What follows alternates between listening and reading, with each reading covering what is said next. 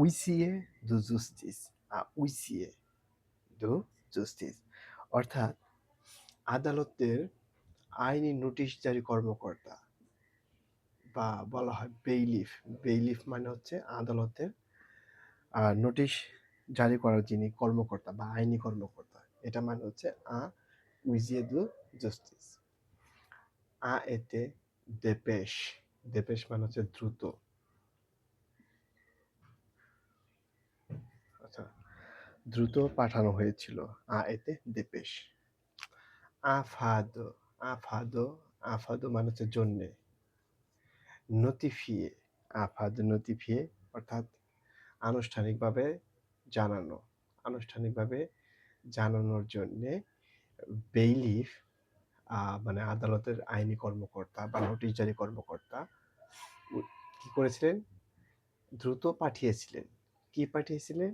লা ডিসিসিও, লা ডিসিসিও, ডিসিসিও মানে হচ্ছে সিদ্ধান্ত, সিদ্ধান্ত। অর্থাৎ এই লাইনটির অর্থ দাঁড়াবে যে সিদ্ধান্তটি, এই সিদ্ধান্তটি আনুষ্ঠানিকভাবে জানানোর জন্যে আদালতের আইনি কর্মকর্তা বা বেইলিফ কি করেছিলেন?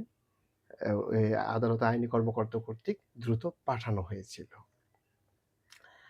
আনসি মানে ফলস্বরূপ,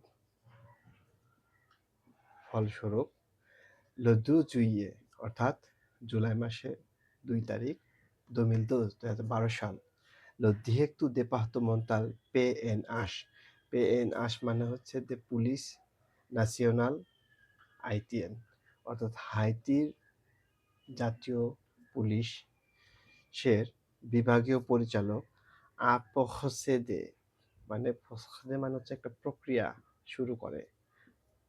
আচ্ছা, প্রসেদে উনি একটা প্রক্রিয়া শুরু করে। আলা হেকুইজিসিও, হেকুইজিসিও মানে রিকুইজিশন, আলা হেকুইজিসিও ফর্মেল, ফর্মেল উনি একটা আনুষ্ঠানিক কি শুরু করে?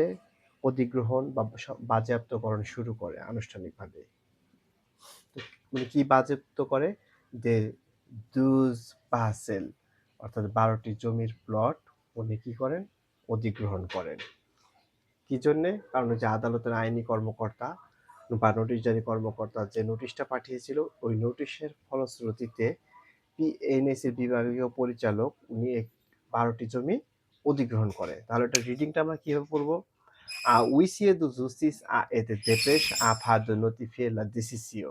Ainsi, le 12 juillet 2012, le directeur départemental PNH a procédé à la réquisition formelle de 12 parcelles.